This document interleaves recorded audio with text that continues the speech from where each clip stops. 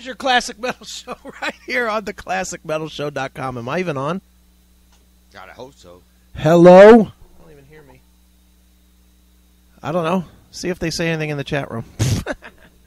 It is me. It's Chris Aiken. It is your Classic Metal Show right here on the ClassicMetalShow.com. I don't hear it in the headphones, but I don't either. let's see. Hello? Chat room, help me out if you can hear me. What happened?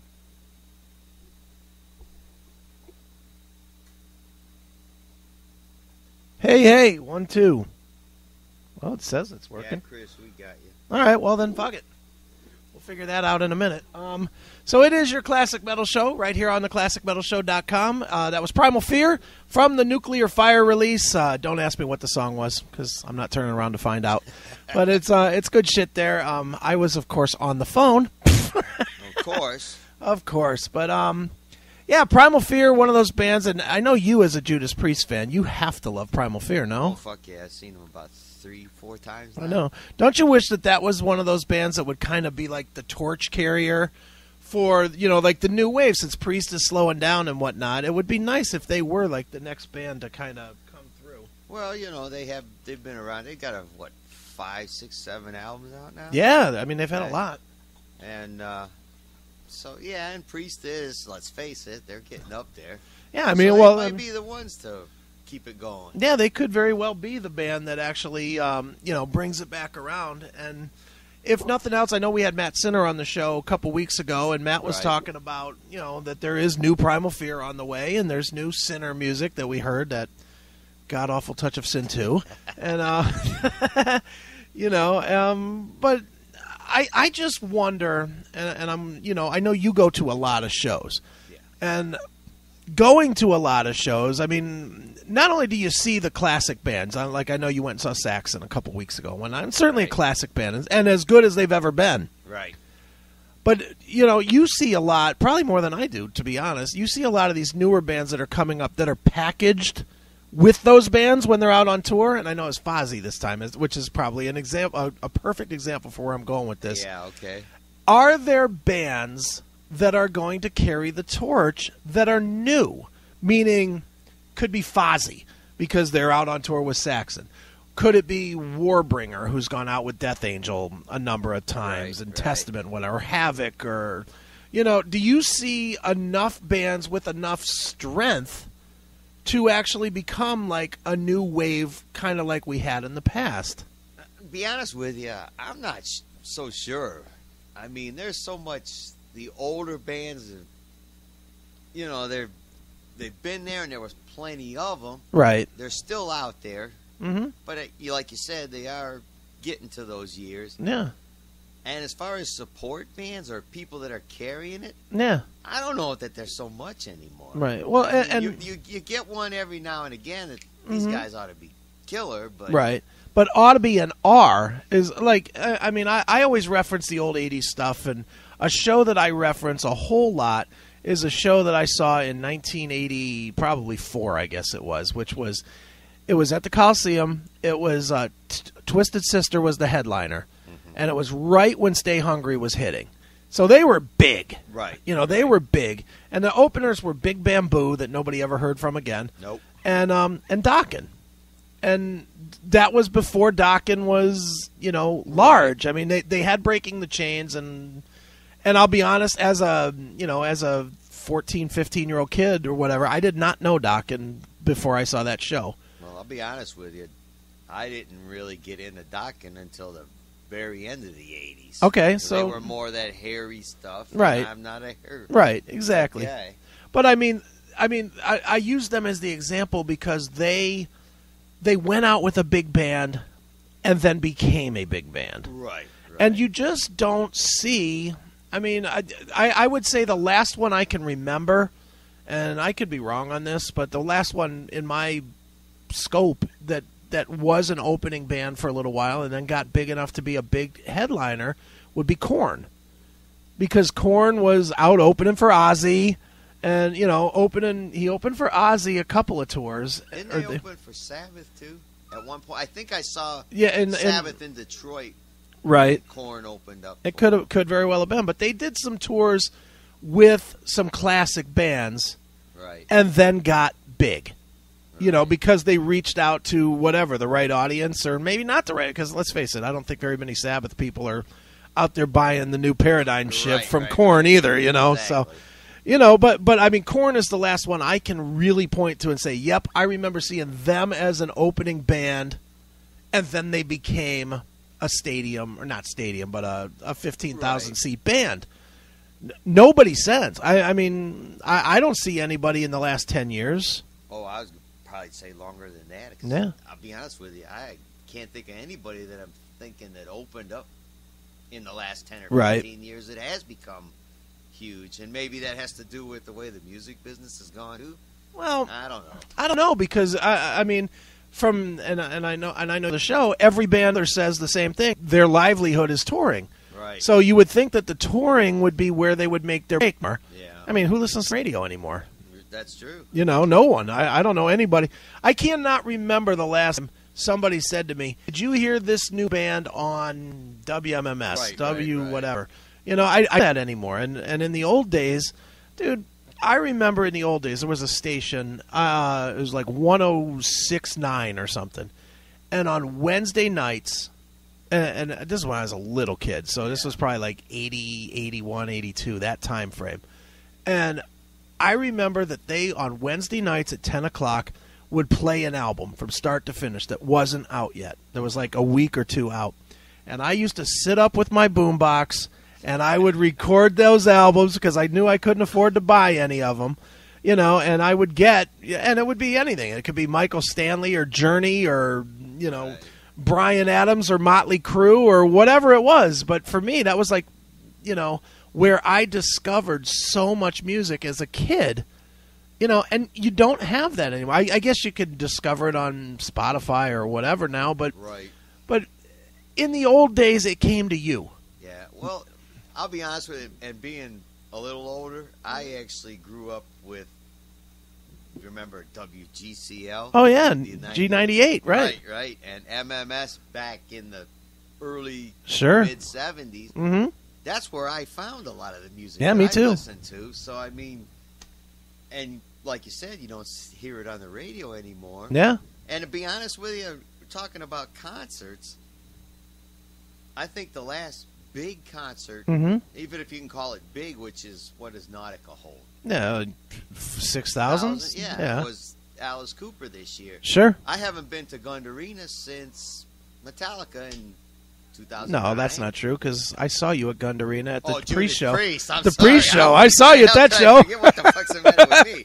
Okay, 2011. Right. Which was, 2 years ago, because Right. it was November. Mm-hmm. That's the last time I've been to a huge hall concert. Sure. I mean, I've been to a couple. I was at the Eagles not too long ago. Right. And certainly that was a monstrous show. Sure. But, yeah, I mean, of the music we listen to, though, now, it is very much scaled down. I mean, when I was in my teenage years and early 20s, you always went to the Coliseum. That's Sure. where everything was.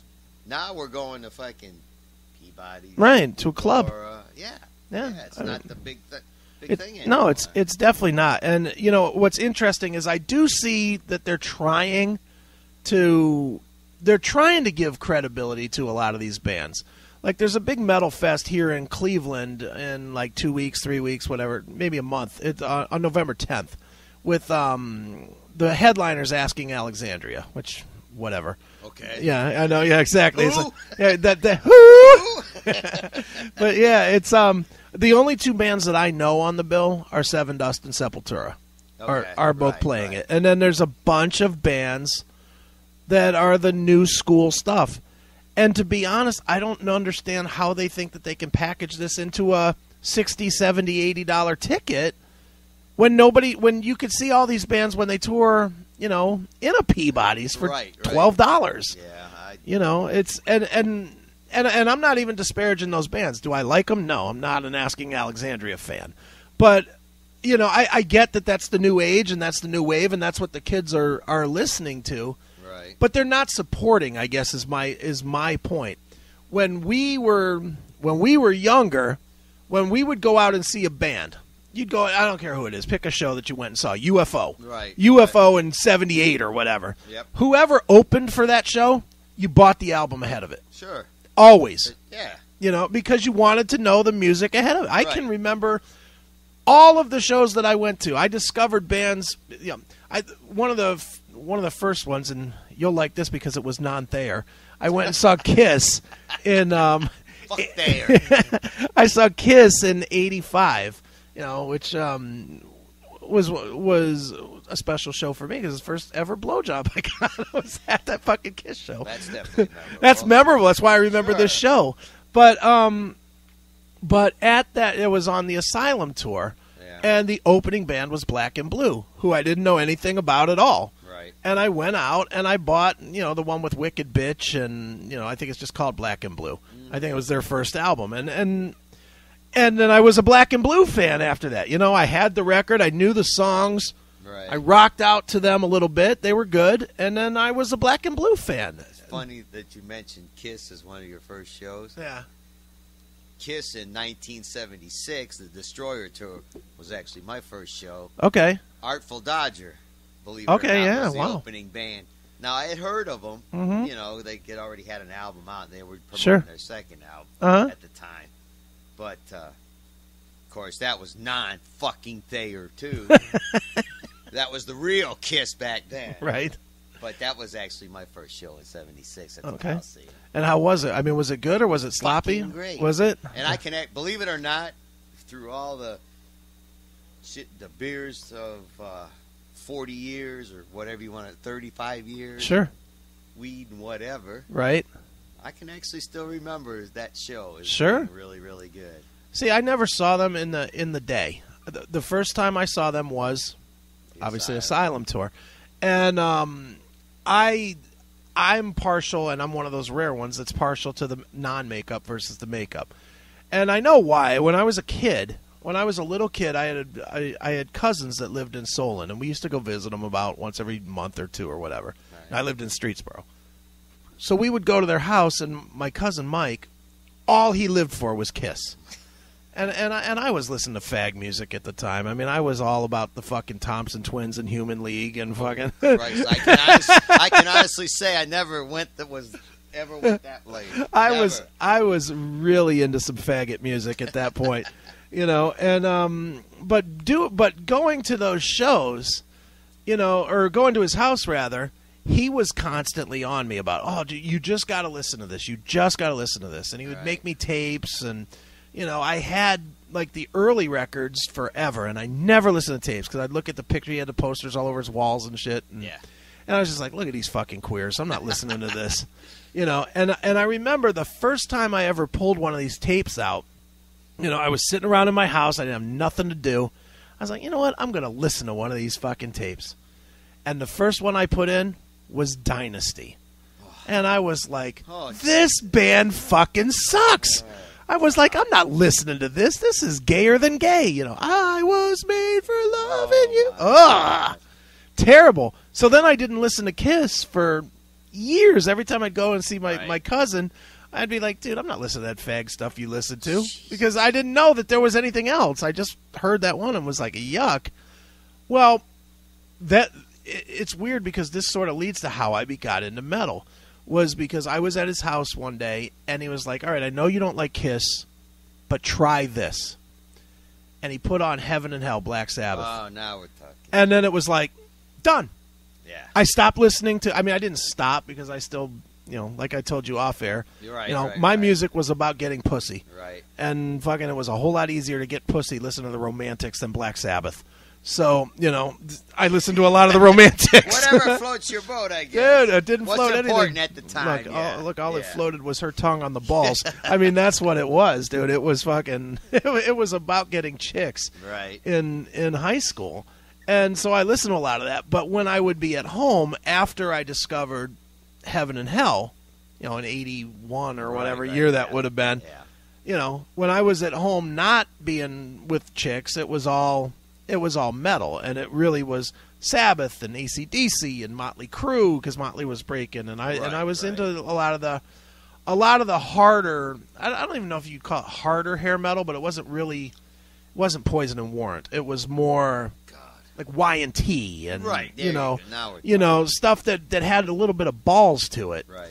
I remember I wore out, and I mean I straight up wore out at least 10 copies of Open Fire by Y&T, the fucking live album. Open Fire, Black Tiger, and Main Street. Open Fire was the shit. Save the one song that was the big hit. That song sucked. Right. But other than Summertime Girls, that live album was fucking killer. Yep. And I just played it and played it and played it and played it. And to be honest, I used to order albums. This is so bad. I probably shouldn't tell us. I'll probably go to jail. But what I used to do is remember the old Columbia House. Get fucking 12 albums for a penny. Sure. Who hasn't been there? Yeah. Well, I used to order them to houses where people were moving out. Because they would leave all the mail on the fucking doorstep back then. That's before they did the return to sender. They would just throw all the mail on the doorstep. Go snag them up. Well, that was it. I would just ride my bike by, and I'd look, and I knew what the box looked like from Columbia House because of the size of an album. That is clever. I'd ride right by, grab the album. Dude, I must have had 300 albums at one time that I fucking didn't pay for. That I just kept signing up for a penny and getting those albums under, Joe Smith at fucking this address. Long time ago, dude. It was so funny, man. But I'll tell you what, man. Is it 10 o'clock? You got to watch? No, I don't have a watch. Or a phone or something? It's 10-ish, right? 10:08. Yeah. Time to do an interview. Get one out of the way. Sounds good. I will let you be the judge of which one we should get out of the way. Should we go with the one nobody knows, Don Chafin, and save Rock and Roll from Running Wild for a little bit later? Or should we go the other way? No, let's go. Let's get the one where nobody knows out of the way. All right. Then we will do that. I actually would like to hear the Rock and Roll. All right. Then we will go with my man Don Chafin. His band is called Voices of Extreme. I think the album is self-titled. I actually don't know. Never heard of him. Never fucking heard of him.